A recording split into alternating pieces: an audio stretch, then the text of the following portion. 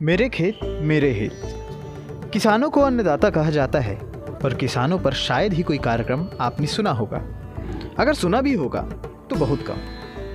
पर आज भिलाई में जेएस फार्म धौर भाटा में जेएस ग्रुप ने एक कार्यक्रम आयोजित किया, जिसमें गुजरात के राज्यपाल आचार्य देवव्रत मुख्य अतिथि के रूप में मौजूद थे और किसानों की इस गोष्ठी पर उन्होंने अपनी बात भी रखी।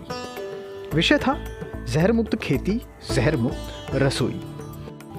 एक शिक्षक की तरह वो ऑर्गेनिक खेती और उसकी गुणवत्ता के फायदे बता रहे थे। इस दौरान उन्होंने धौरभाटा विकासखंड धमधा में 450 एकड़ के जेएस फार्म हाउस का भ्रमण भी किया। उनके साथ जेएस फार्म के मैनेजिंग डायरेक्टर वजीर सिंह लोहान, अनिल शर्मा समेत जिले भर के प्रगतिशील किसान मौजूद रहे। किसानों को राज्यपाल आचार्य देवव्रत ने प्रकृति के महत्व को बताया। आपको बता दें, एशिया का सबसे बड़ा सीताफल फार्म यहाँ धौरभाटा गाँव में है। लगभग 500 एकड़ के इस फार्म में 20 प्रकार के फलों के पेड़ लगे हैं। इसमें 180 एकड़ ज़मीन में केवल सीताफल फैला है।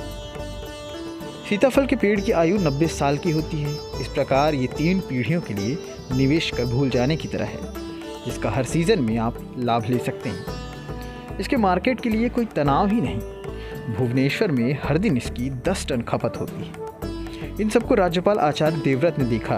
उन्होंने ग्रुप के एमडी वजीर सिंह लोहान और एमडी अनिल शर्मा समेत सभी स्टाफ की पीठ भी थपथपाई। खेत को देखने के लिए आया। मुझे अपार प्रसन्नता हुई कि 450 एकड़ के फार्म को विधिवत गो आधारित प्राकृतिक कृषि पद्धति के अनुसार किया जा रहा है। मैं फार्म के इंचार्ज मान्य शर्मा जी, चौधरी वजीर सिंह जी को बधाई देता हूं और आज यहां आकर अनेक किसानों के साथ प्राकृतिक खेती करने की दिशा में मैंने उनको विचार दिए, क्योंकि हिमाचल प्रदेश में 4 वर्ष तक गवर्नर रहते हुए मैंने प्राकृतिक खेती का अभियान चालू किया था। वहाँ इस समय लगभग 1.5 लाख किसान प्राकृतिक खेती को करते हैं और इस समय गुजरात प्रदेश में 2 लाख किसान प्राकृतिक खेती को ही कर रहे हैं और धीरे धीरे पूरे देश में अभियान चलाया जा रहा है। आज इसकी बहुत बड़ी आवश्यकता है, क्योंकि रासायनिक खेती के कारण पर्यावरण बिगड़ता है, धरती की फर्टिलिटी कम होती है, पानी की खपत ज़्यादा होती है, पानी का प्रदूषण भी बहुत हो गया है और रासायनिक के कारण लोगों के स्वास्थ्य पर भी प्रतिकूल प्रभाव पड़ता है और किसान की आय भी प्राकृतिक खेती से कम नहीं होगी। इन सब चीज़ों की जानकारी आज सैकड़ों किसानों के बीच में मैंने रखी है। देखिए, ये जो आज का कार्यक्रम था किसान गोष्ठी, ये जहर मुक्त खेती, जहर मुक्त रसोई पे था, जिसमें आज हम जो भी भोजन कर रहे हैं वो जहर युक्त है, जहर के साथ खा रहे हैं।